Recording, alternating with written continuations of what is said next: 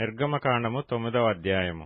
తరువాత యెహోవా మోషేతో ఇట్లనెను, నీవు ఫరో యొద్దకు వెళ్లి నన్ను సేవించుటకు నా ప్రజలను పోనిమ్ము.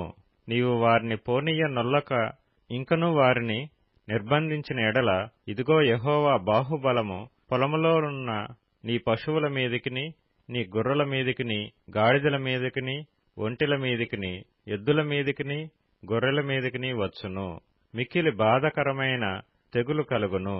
అయితే యెహోవా ఇశ్రాయేలీల పశువులను ఐగుప్తు పశువులను వేరుపరచును. ఇశ్రాయేలీలకున్న వాటన్నిటిలో ఒక్కటైనను చావదని హెబ్రీల దేవుడగు యెహోవా సెలవిచ్చుచున్నాడని అతనితో చెప్పుమనెను. మరియు యెహోవా కాలము నిర్ణయించి, రేపు యెహోవా ఈ దేశములో ఆ కార్యము జరిగించుననెను. మరునాడు యెహోవా ఆ కార్యము చేయగా ఐగుప్తీయుల పశువులన్నీయూ చచ్చెను గాని ఇశ్రాయేలీల పశువులలో ఒకటియూ చావలేదు. ఫరో ఆ సంగతి తెలుసుకొన పంపినప్పుడు ఇశ్రాయేలు పశువులలో ఒకటియూ చావలేదు. అయినను అప్పటికిని ఫరో హృదయము కఠినమైనందున జనులను పంపకపోయెను. కాగా యెహోవా, మీరు మీ పిడికిళ్ల నిండా ఆవపు బుగ్గి తీసుకొనుడి. మోషే ఫరో కన్నుల ఎదుట ఆకాశము వైపు దాని చల్లవలెను. అప్పుడు అది ఐగుప్తు దేశమంతటా సన్నపు ధూళి అయి ఐగుప్తు దేశమంతటా మనుషుల మీదను జంతువుల మీదను పొక్కులు పొక్కు దద్దురులగునని మోషే అహరోనులతో చెప్పెను. కాబట్టి వారు ఆవపు బుగ్గి తీసుకొని వచ్చి ఫరో ఎదుట నిలిచిరి. మోషే ఆకాశము వైపు దాని చల్లగానే అది మనుషులకును జంతువులకును పొక్కులు పొక్కు దద్దురులాయెను. ఆ దద్దురుల వలన శకునగాండ్రు మోషే ఎదుట నిలవలేకపోయిరి. ఆ దద్దురులు శకునగాండ్రకును ఐగుప్తీయులందరికీ పుట్టెను. అయినను యెహోవా మోషేతో చెప్పినట్లు యెహోవా ఫరో హృదయమును కఠినపరచెను. అతడు వారి మాట వినకపోయెను. తరువాత యెహోవా మోషేతో ఇట్లనెను, హెబ్రీల దేవుడైన యెహోవా ఈలాగు సెలవిచ్చుచున్నాడు, నీవు తెల్లవారగానే లేచిపోయి ఫరో ఎదుట నిలచి నన్ను సేవించుటకు నా జనులను పోనిమ్ము.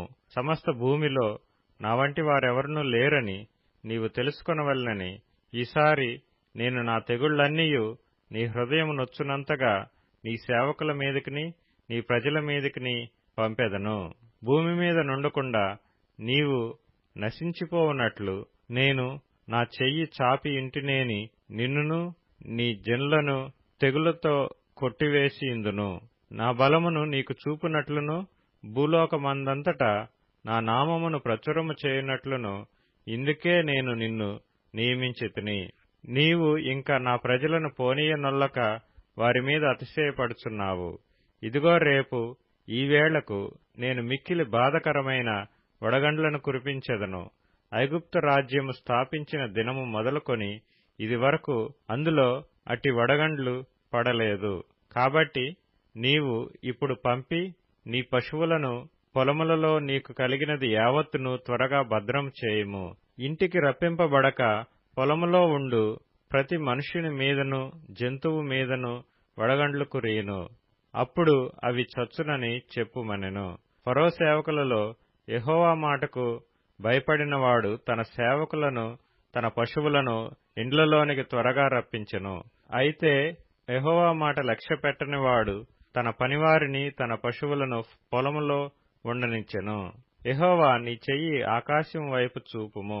ఐగుప్తు దేశమందలి మనుషుల మీదను జంతువుల మీదను పొలముల కూరలన్నిటి మీదను వడగండ్లు ఐగుప్తు దేశమంతటా పడునని మోషేతో చెప్పెను. మోషే తన కర్రను ఆకాశం వైపు ఎత్తినప్పుడు యెహోవా ఉరుములను వడగండ్లను కలుగచేయగా పిడుగులు భూమి మీద పడుచుండెను. యెహోవా ఐగుప్తు దేశం మీద వడగండ్లు కురిపించెను. అలాగు వడగండ్లను వడగండ్లతో కలిసిన పిడుగులను బహుబలమైన వాయెను. ఐగుప్తు దేశమందంతటను అది రాజ్యమైనది మొదలుకొని ఎన్నడను అట్టివి కలగలేదు. ఆ వడగండ్లు ఐగుప్తు దేశమందంతటా మనుషులనేమి జంతువులనేమి బయటనున్నది యావత్తును నశింపచేసెను. వడగండ్లు పొలములోని ప్రతి కూరను చెడగొట్టెను. పొలములోని ప్రతి చెట్టును విరగగొట్టెను. అయితే ఇశ్రాయేలీలున్న గోషెను దేశములో మాత్రము వడగండ్లు పడలేదు.